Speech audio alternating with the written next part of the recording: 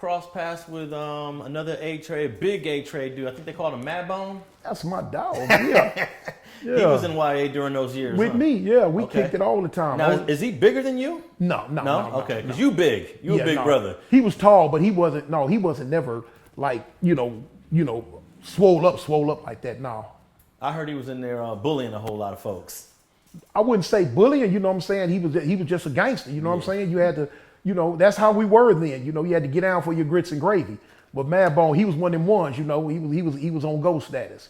So Mad Bone and A-Tray, Mad Bone and Monster Cody were together at the same unit? I think, I don't know if we were on the same unit, but I believe, yeah, we were all in YTS together. Okay. So those are just a couple of notables that come to mind that were in YA during those years. Who else you remember? From their sets or? Just any sets.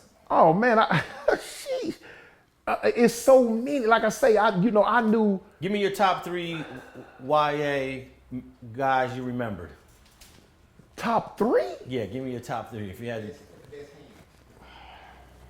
Other than who we already mentioned Mad Bone, we already mentioned Monster Cody. I mean, that had influence or fighting or whatever made them stand out. Oh man.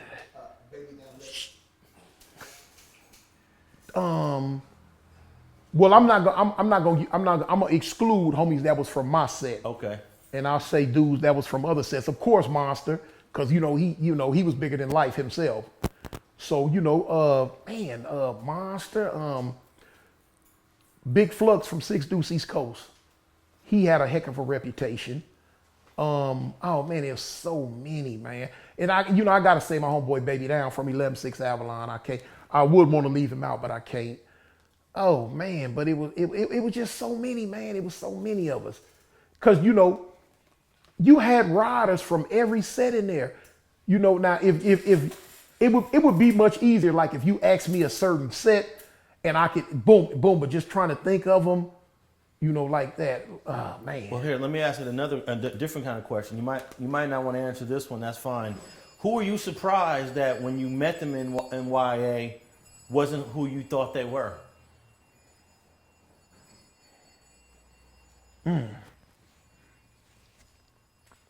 Oh shoot.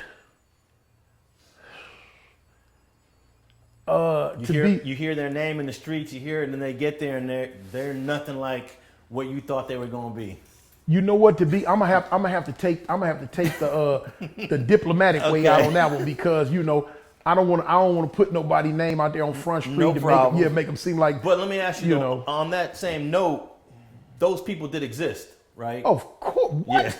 Yeah. By the truckloads of them, man. By the truckloads. I mean, to the point to where you be like, man, fool, you a mark, homie. You know what I'm saying? It was like that a lot. But looking back at those years, though, you have to also say that not everybody is built for YA.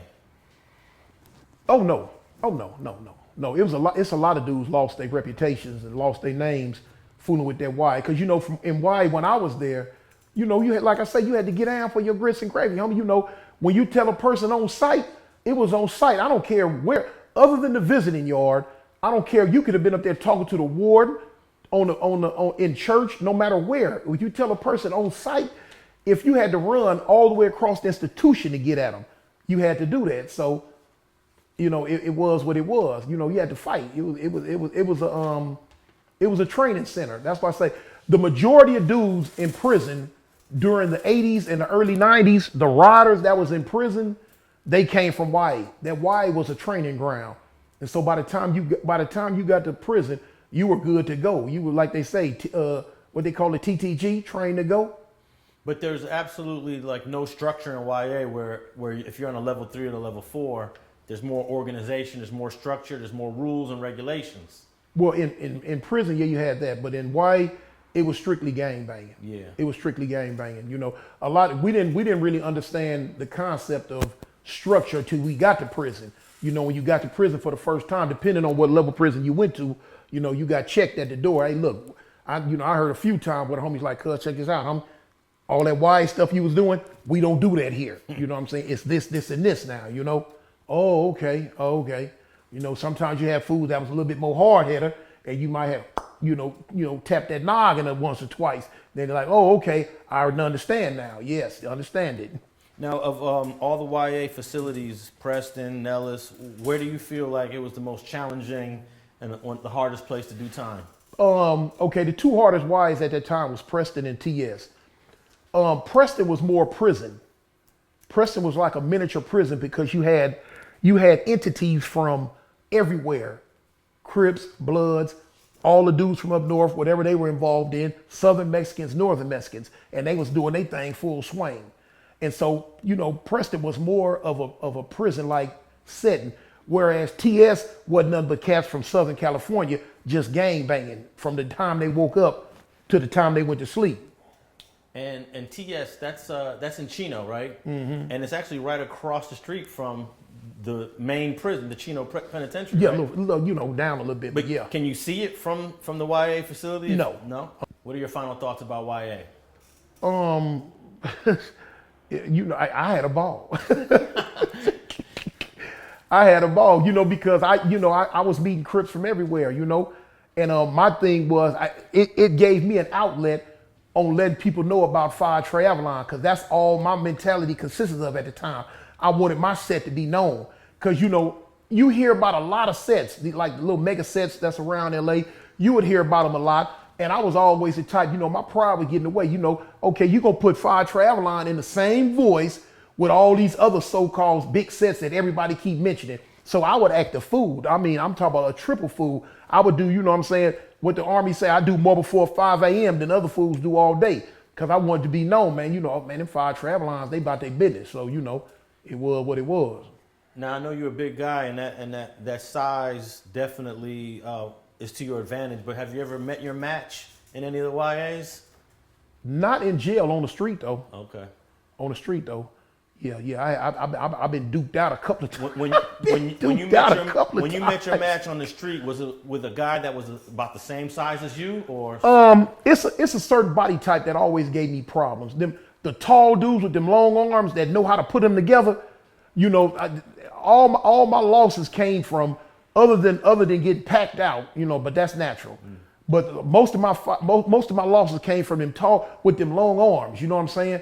Yeah, I've been bollywopped a couple of times by them. Let me ask you this: why do you think people don't want to talk about their losses? Because there's dudes on the internet that act like they're 100-0. They insecure. They're 100-0. They're insecure with themselves. You know what I'm saying, Tune? They're 100-0. They're insecure with themselves. Nobody's 100-0. Look, this my motto. If you was in the trenches and you went down through there the way we were supposed to go back at that age, you gonna take some losses, homie. My thing was, I say, if you ain't never lost a fight, it's because you've never been in a fight.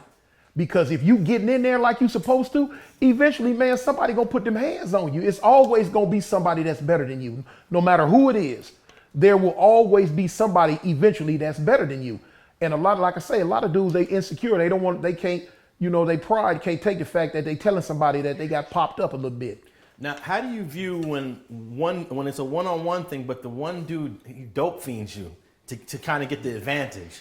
That happens a lot too. Yeah, that happens a lot. It's not a rat pack, but it's still a little unfair advantage, right? You just got to go for what you know, homie. That's part of life. That's part of gang banging. Sometimes, dudes just gonna take off on you. You didn't even know they was gonna take off. Bam! You just gotta hope and pray you can withstand that first hit and come on back and get down for your get down. I can tell you all my losses came from getting hit first, not knowing it was coming. Oh, okay. Basically getting dope fiend from the side. I didn't know it was coming. Right, you stumble, you try to get it, but you can't come back all the way. Right. If that first dope fiend was a good one. Yeah, if a dude hitting hard enough and he catch you the right way, down goes Frazier,